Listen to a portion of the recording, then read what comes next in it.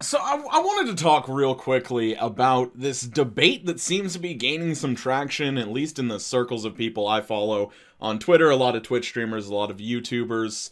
It's this debate over the idea that viewers are responsible for the livelihood of the streamers they watch, and that they're obligated to donate to the streamer because they're getting free entertainment otherwise. And up until recently, I thought this argument was only coming from people like Wings of Redemption or Darkside Phil, people that would literally yell at their audiences to donate or they weren't going to stream, that the streaming wasn't worth doing if they weren't getting consistent donations and subscriptions on Twitch. However, I've been seeing this argument from seemingly more reasonable people, even some like kind of well-respected streamers, and before I get into my opinions on it, I do want to say I am completely in support of crowdfunding. I do think it's really cool that if you want to see more content from a person, or if you just want to see that content exist and that person be able to do it full-time, you can support and hundreds of other people can support to make that a reality.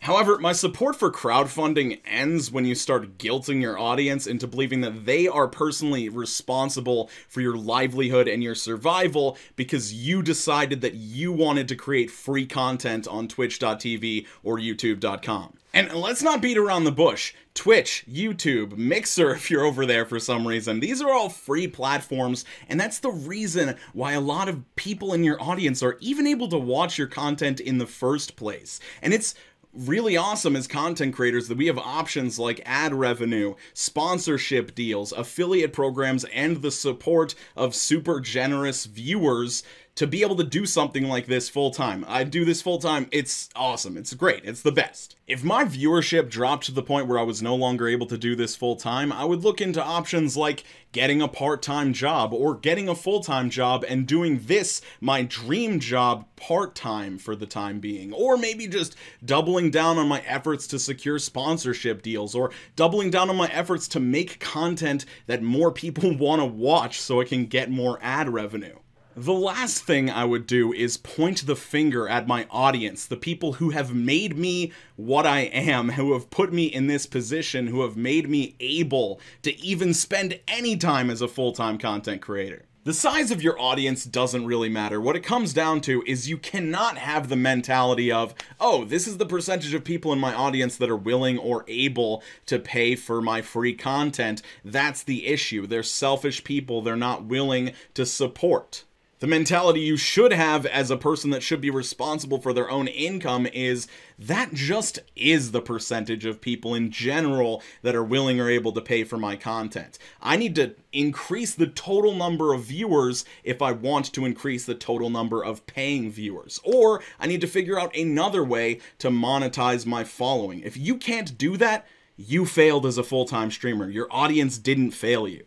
In my opinion, you're honestly like the equivalent of the guy on the street in a city that gives you his mixtape and then hounds you for a $5 donation. And when you try to walk away, he chases you down the street. And when you try to give it back to him, he doesn't accept it. He just wants your donation. I've been in that situation before, and it's incredibly awkward. And I get the exact same feeling when I hear streamers complain about this. And I don't want this all to be negative. I do have some honest advice for people who are starting to point the finger of blame at their audience for their financial failures. And the main thing is, stop focusing on what you can't control, specifically the ability and willingness of your audience to pay for your content, and start focusing on what you can control. Start diversifying platforms. Post some stuff on YouTube that's enjoyable, at least a little bit, and click-worthy to make some ad revenue. Have like Walmart and ExxonMobil paying to put eyes on their ads instead of your audience being guilted into paying for your Twitch stream instead of like supporting their husband and kids or paying their student loans. Reach out to sponsors and try and get something going there, you know, if you believe in their product and actually want to push it.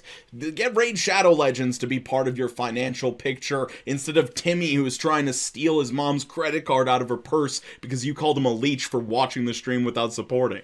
In my opinion, the way it should work is every donation should be seen as just that, a generous gift from someone in your audience, where they chose to use some of their disposable income to put a smile on your face in that moment, get you to read that funny thing that they wrote or that very kind thing they had to say about your content. That's all it should be. It shouldn't be them sweating at their keyboard being like, I have to contribute to the stream. I have to support my favorite streamer. Gina, I don't give a shit that Susie doesn't want beans again tonight. Alinity needs my fucking money. At the end of the day, crowdfunding is cool as long as it's out of the kindness of your audience's hearts and not out of you forcing them to do something almost against their, I guess it's not against their will, they're doing it, but guilting them into doing it. Now, I'm going to read off the paid channel members of this channel, and I want you to think while I'm doing it about how much better people they are than you, and how much they actually care about this content and don't just consume it for free like some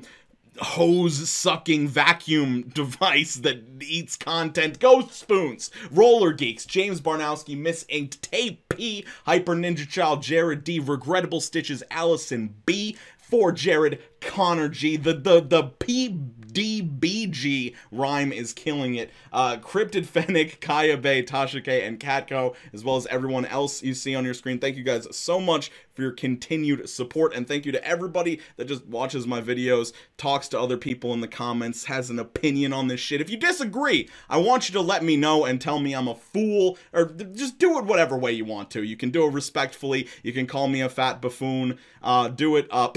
I hope you guys are all doing super well out there, skating on to the best of your abilities, drinking water, and I'll see you very soon. Peace out, Cub Scouts.